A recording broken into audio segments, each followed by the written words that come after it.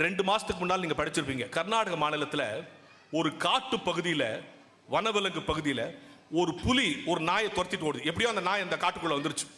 இந்த புலி அந்த நாயை துரத்திட்டே போகுது, வேகமா ஓடுது.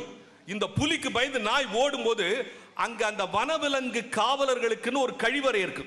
அந்த கழிவறைக்குள்ள அந்த நாய் ஓடிச்சு, புலிக்கு பயந்து. பின்னாலேயே புலியும் போயிடுச்சு. இது ரெண்டும் போன போர்ஸ்ல இதுங்க ரெண்டும் உள்ள போனோம்னா கதவு க்ளோஸ் ஆயிடுச்சு. நல்லா புரிஞ்சுக்க, இப்ப கதவு க்ளோஸ் ஆயிடுச்சு.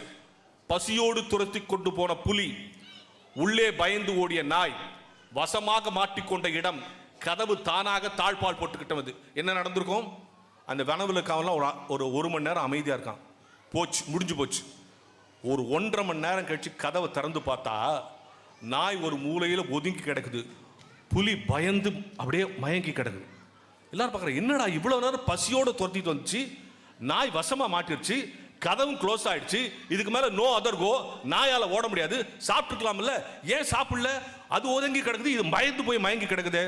அப்ப வனவிலங்கு ஆய்வாளர்கள் சொல்றான், சார், ஓப்பன் காட்டுல புலி வீரமா வேட்டையாடும்.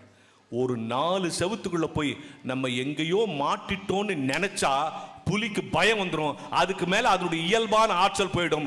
மனதில் பயம் வந்து விட்டால் புலி கூட நாயிடம் தோற்று போய்விடும். எனவே சவால்களை எதிர்கொள்வதற்கு மனசுல பயம் போயிடுச்சு.